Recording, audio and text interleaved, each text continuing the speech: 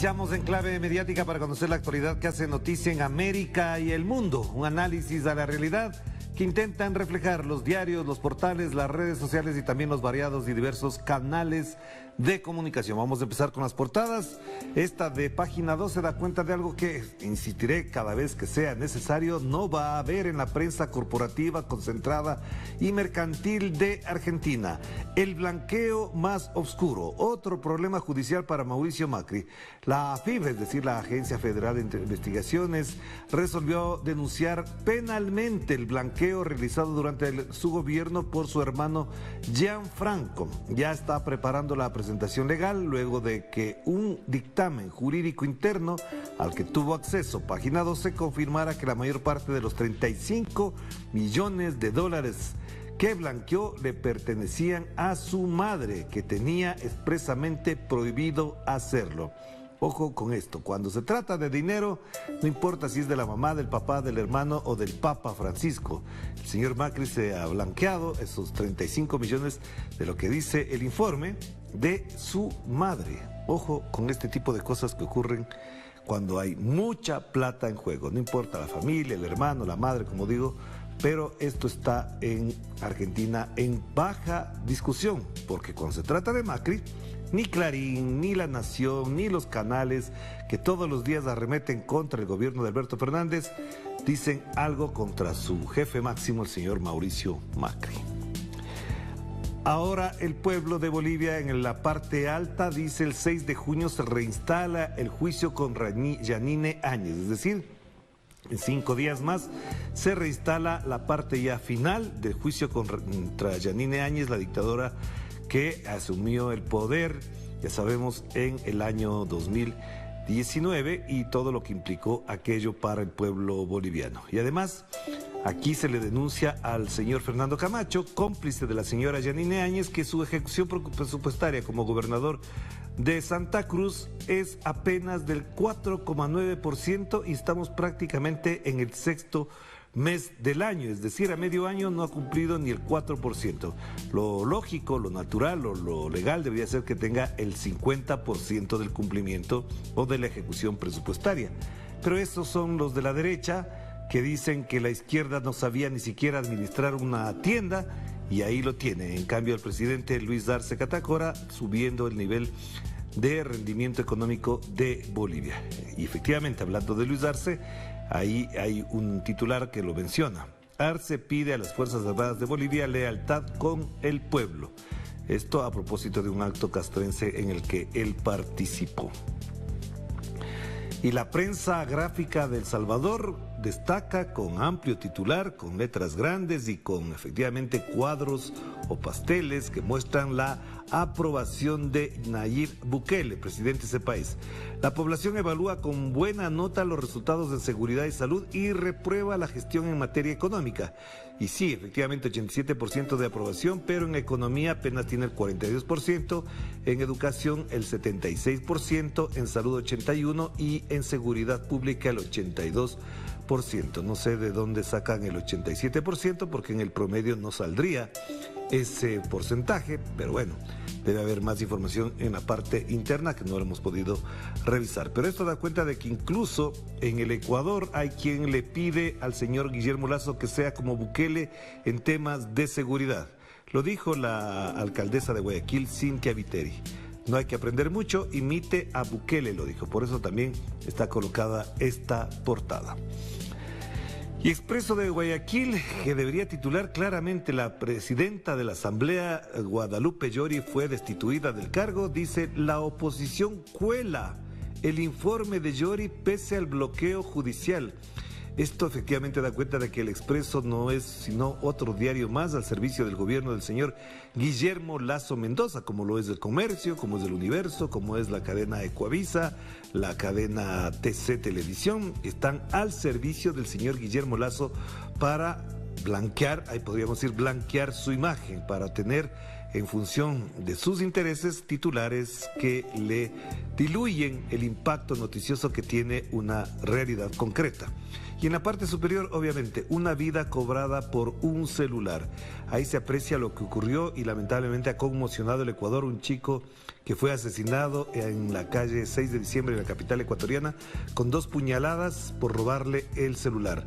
Para impacto, conmoción ciudadana, el momento del asesinato efectivamente fue grabado por una cámara de seguridad de un local comercial justo al frente donde está esta foto, y se ve cómo lo apuñalan por llevarse el celular. Un chico estudiante universitario vinculado a movimientos culturales fue asesinado en la capital ecuatoriana. Pero como no es de la élite ecuatoriana, el señor Guillermo Lasso ni siquiera lo mencionará, porque cuando se asesinó a un integrante de la élite ecuatoriana de la ciudad de Guayaquil, ahí sí puso sus condolencias a la familia. Pero no, se trata de un chico de clase media y ahí sí no tendrá el mismo impacto en la sensibilidad del presidente Guillermo Lasso. Una vida cobrada por un celular. Esto fue impactante, conmovedor en Ecuador. Pasamos. La tercera, a propósito también de lo que está pasando en Chile, la reforma a los carabineros plantea que el gobierno sustituye mesa de expertos y designa a un nuevo equipo. La entidad incorpora a función del interior y prevención del delito y reemplaza al consejo asesor nombrado bajo Piñera, porque no se olviden que además hubo un acontecimiento. Ayer, como ya vamos a ver más adelante en otros portales, el Congreso, los diputados declararon como terroristas las acciones que ocurren en la zona mapuche de Chile. Y en la parte inferior, Boric rinde su primer examen ante el Congreso de la República de Chile. Últimas noticias de Caracas en este 1 de junio, estamos en el 6º mes de este año. Señala, el Partido Socialista Unido de Venezuela reorganiza su estructura política. Vienen años de dedicación y entrega, dice Diosdado Cabello, vicepresidente del partido. A la cabeza del partido estará el buró político conformado por Nicolás Maduro, Diosdado Cabello, Cilia Flores, Delcy Rodríguez, Jorge Rodríguez, Tarek El Aizami, Héctor Rodríguez, Adán Chávez, Carmen Meléndez, Pedro Infante, Diva Guzmán, Nahum Fernández y Francisco Torrealba. Ese será el buró político del partido que gobierna en Venezuela. Más información, obviamente, de ese país la tienen ahí, la información concreta, puntual, que se debería revisar para no tener desinformados a nuestras audiencias. Vamos con el periódico de España. En esta imagen dolorosa, fuerte, que se ve al costado derecho, es lo ocurrido en Pernambuco, en Brasil. A estas horas, prácticamente los titulares, los medios impresos no han registrado. Se habla ya de 106 muertes confirmadas de personas a propósito de estos deslaves ocurridos en Pernambuco. El titular del periódico de España dice: tragedia en Brasil. La foto lo dice todo. Varios cadáveres que son encontrados y después trasladados están en esa imagen. Y el titular principal: la Unión Europea descarta un embargo inminente al gas ruso, pero busca alternativas. Descartó porque efectivamente, después de hacer los cálculos, de hacer las sumas, restas y todo lo demás, obviamente se dan cuenta que el problema es sumamente grave. Pedro Sánchez, jefe de gobierno español, insiste en las interconexiones como solución de futuro y se plantea la prórroga del plan de la guerra en España. Eso evidentemente da cuenta de una situación lamentable, crítica para los españoles a propósito de su inclusión o participación indirecta en el conflicto armado en Ucrania. Un bloqueo total a Rusia restaría 1,4 puntos al Producto Interno Bruto español y elevaría la inflación.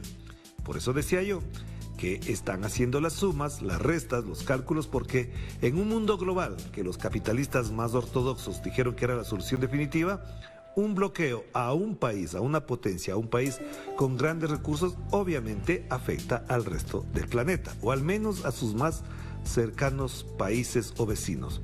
El sector gasista reclama una bajada de los impuestos para frenar los precios. Bueno, eso es lo que siempre buscan. Pero esta situación es de puro pragmatismo económico.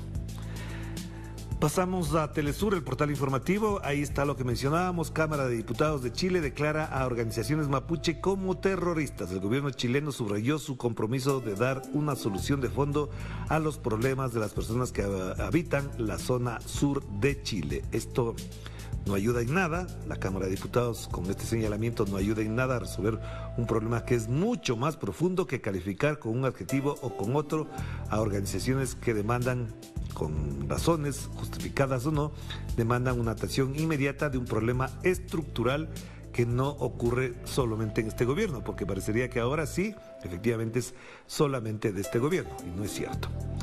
En el costado derecho revelan virtual empate técnico para segunda vuelta en Colombia. Empate técnico para segunda vuelta en Colombia. Esto tiene que ver con las encuestas que están hablando ya de cómo se comportaría el electorado colombiano en el próximo 19 de junio. En la parte inferior destituyen a Guadalupe Llori como presidenta del Parlamento ecuatoriano por incumplimiento de sus funciones. Ya hablaremos de esto en un momento más. Y reportan 11 fallecidos en México tras el paso del huracán Ágata, que lo comentábamos el día de ayer. Este portal, que de rato en rato es importante visitarlo, Brasil de Fato, dice: Bolsonaro utiliza la privatización para recuperar el apoyo de los ricos en la campaña electoral. En plena campaña electoral está haciendo todo lo posible por satisfacer a ciertos sectores y obviamente esto también le ayuda en determinados segmentos de la población. Pero lo más importante está aquí. Número de muertos por lluvias en Pernambuco llega a 100 y se espera que aumente. Lo que mencionaba, se hablaba ya esta madrugada de 106 personas encontradas sin vida, son víctimas del deslizamiento e inundación en la región metropolitana de Recife. Aún no fueron localizadas también, dicen. Sí, podría aumentar esa cifra. Pasemos a RT. Aquí algo que a veces causa risa, pero no es para reírse, por supuesto es para preocuparse. Biden anuncia que Estados Unidos enviará a Ucrania sistemas de cohetes y municiones más avanzadas, pero sin buscar una guerra entre la OTAN y Rusia.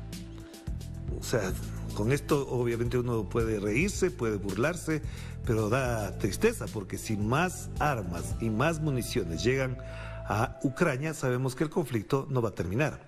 Pero es impresionante que el señor Biden le pide a sus ciudadanos un control de armas, que se controlen las armas para evitar que hubiesen evitado más de 200 tiroteos en su país. Él envía armas a Ucrania. Entonces, o controlan sus tiroteos dentro del país o dejen de alimentar de armas a su propio país y a Ucrania. Pero esta es como se diría, como dicen algunos políticos, la doble moral del imperio estadounidense. Manda armas a otros países para que se maten y en su país exige que no sigan ocurriendo tiroteos. Más de 200, creo que son 230, si no me equivoco, ya los ocurridos durante este año. Pero incluso después del tiroteo de Texas ocurrieron 5 o 6 más tiroteos que no han sido motivo de escándalo mediático. Claro, se trata de Estados Unidos, pero son 230 tiroteos en lo que va del primer semestre de este año, empezando con el mes de junio, el día de hoy. Vamos cerrando, y a propósito de este acuerdo importante, el acuerdo de Escazú es ratificado por el Pleno del Senado chileno. No nos olvidemos que es uno de los tratados ambientales de América Latina más importantes y el único en el mundo orientado a proteger a los activistas ambientales, como señala la nota de la agencia española EFE. Hay pocos países que se han incluido ahí, pero ya van sumando uno tras otro los que firman el acuerdo de Escazú, que ahora, como digo, ha sido ratificado por el Pleno del Senado chileno. Ojo, del Senado chileno, porque esto además contrapone lo que está pasando en la Cámara de Diputados cuando habla, por ejemplo, de calificar de terroristas a la región, a los pobladores, a personas que habitan en la región mapuche. Esto es lo más importante del día que tiene la agencia EFE. Hagamos una pausa y enseguida volvemos con más de Enclave Mediática.